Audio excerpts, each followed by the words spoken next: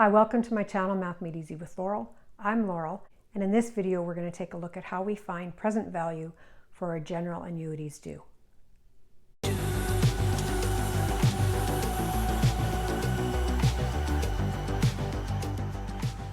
First of all, let's review the requirements for an annuity to be a general annuity due. For any annuity, it has to have equal payments at regular intervals. For an annuity due, it has to have payments at the beginning of the interval rather than at the end. If it's at the end, then it's an ordinary annuity. And for it to be general, the frequency of the payments is not equal to the frequency of the compound periods. If they are equal, then it's a simple annuity due. We've talked about how we find the present value for these other annuities. In this video, we're just going to focus on a general annuity due. So let's take a look at a typical example. Andre wants to have a retirement income of $4,500 at the beginning of each month when he retires at 65. He wants the payments to continue until he is 85 years old. If the account earns 4.85% interest compounded annually, what amount of funds need to be in the account when he retires? So how do we know that this is a general annuity due? Well, the payments are at the beginning, so that's an annuity due.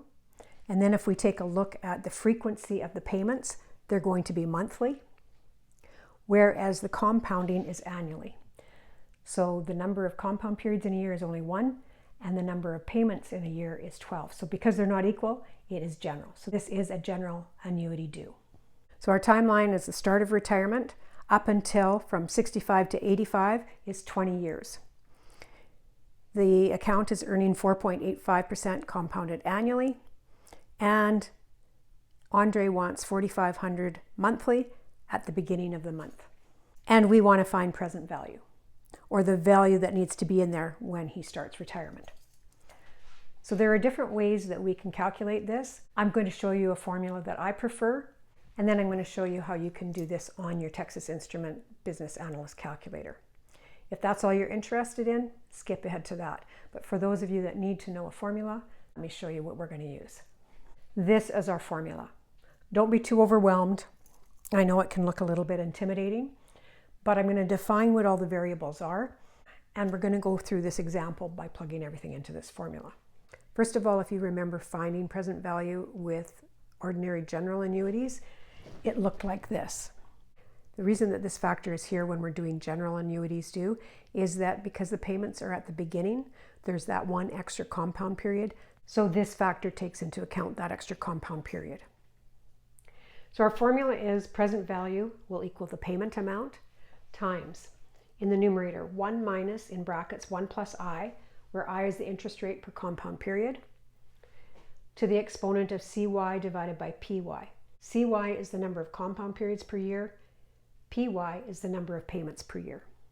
And that expression gets raised to the exponent of negative n, where n is the total number of payments.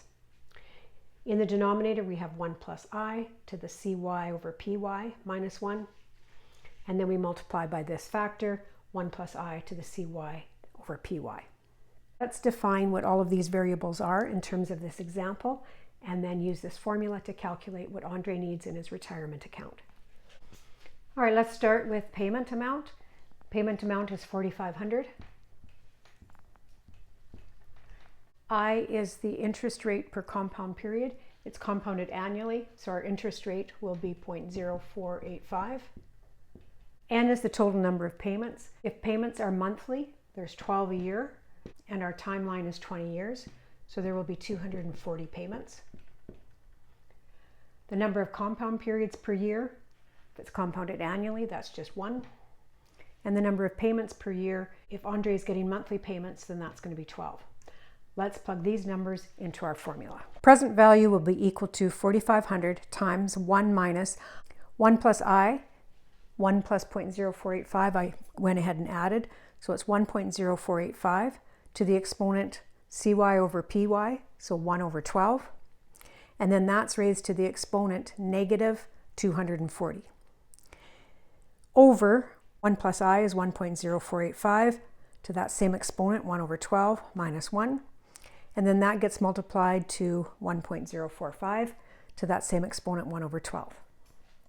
I'm going to use one of my laws of exponents that says I can take this power and raise it to this exponent by multiplying these exponents.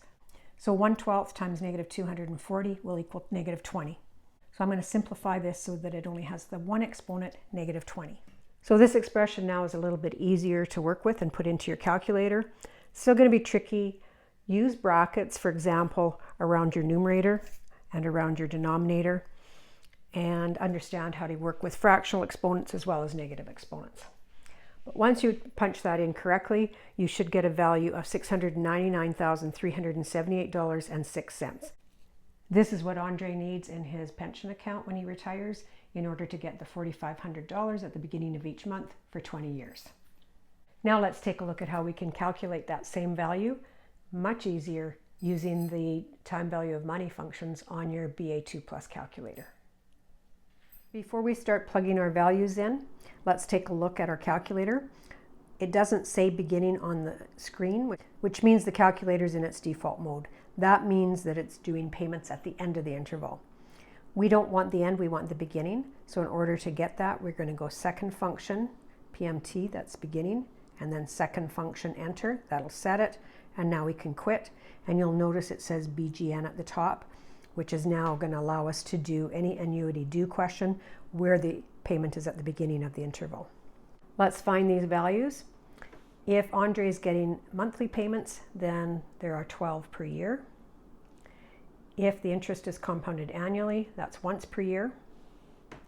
The number of payments will be 12 a year times from the time he's 65 to 85 is 20 years, so 240. The interest rate is 4.85. We want to calculate the present value in order for him to get payments of $4,500. And the future value at 20 years, we're going to assume the money is all gone, so that's going to be a 0. Now we could put negative or positive. I think of it as positive because Andre is going to be getting that money. If we enter it as a positive value, the present value that we get will be a negative. So that's the money he has to put into that account. Okay, before we start entering these values, remember to clear any previous work. So go second function, FV, and that will clear time value of money work that was in there from a previous question. Now we're going to put P per Y. To get that, it's the second function of I per Y. So second function, I per Y. We want that to be 12, so 12, enter. Then we scroll and notice that C per Y changed to 12 as well. We don't want 12, we want 1, so 1, enter. Now that we have those two set, we can quit or exit, so second, quit. Now let's put these values in. 240 is N, 4.85 is I per Y. We want to find present value, we'll come back to that. Our payment is $4,500. And future value, we can put a 0 in, but it's already 0 because we cleared everything, so we don't need to. And now we're going to compute present value. And we get $699,378.06. It's negative. We can ignore that. We just understand that this is the amount that needs to be in his retirement account in order to draw those payments until he's 85.